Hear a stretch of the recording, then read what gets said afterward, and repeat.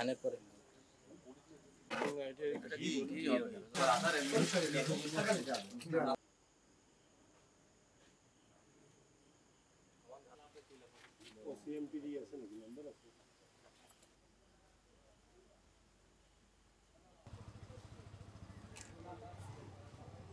জেলা পুলিশ গোপন সংবাদের মাধ্যমে জানতে পারে যে কতিপয় অসাধু চক্র ভেজাল দুধ তৈরি করে অধিক মুনাফা লাভ করছে। এই সংবাদ প্রাপ্তির সাথে সাথে আমাদের ডিবি পুলিশ এর একটা চৌকস দল এই অভিযান পরিচালনা করে গতকাল 5 তারিখ, এবং এই অভিযান পরিচালনা করে দেখতে পায় যে এখানে দুজন ব্যক্তি রয়েছে, কুমল ঘোষ এবং দিলীপ ঘোষ সহ এই থানার, এই সাতক্ষীরা জেলার সদর থানার আবাসপুর এলাকা এবং চিংড়ি এলাকা, আশাশুনি থানার কচুয়া এলাকা, এই সমস্ত এলাকাতে কিছু চক্র কাজ করে যাচ্ছে ভেজাল দুধ তৈরি করা এবং দুগ্ধজাত সামগ্রী তৈরি করা, যাতে তারা অধিক লাভবান হতে পারে।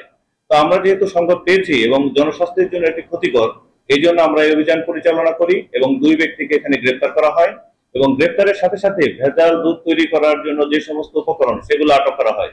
যেমন এখানে 260 লিটার ভেজাল দুধ, তার সাথে সয়াবিন তেল, কৃত্রিম জেলি এবং তার সাথে কিছু ভেজাল ঘি, এগুলো দিয়ে কিছু মেশিন এবং এটাকে যেন এই তরল দুধের যে ঘনত্ব সেগুলো যেন ঠিক রাখা হয়, এইভাবে তারা এই কাজটা করে। অর্থাৎ এখানে ঘি তৈরি হয়, এখানে দুধ সেটা ভেজাল তৈরি হচ্ছে, অর্থাৎ একাধিক প্রোডাক্ট এখানে তারা তৈরি করছে।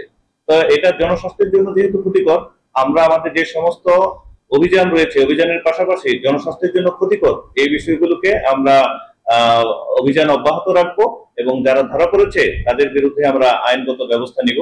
এটা স্পেশাল পাওয়ার অ্যাক্ট বা আমরা যে ভেজাল দুধের যে বিষয়গুলো রয়েছে সেগুলো আমরা দেখব।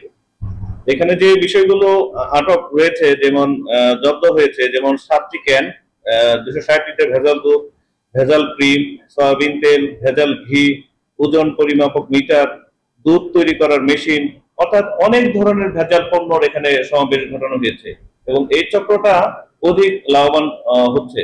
তা আমরা এগুলোকে প্রতিরোধ করব, আপনারা আমাদের সাথে থাকবেন।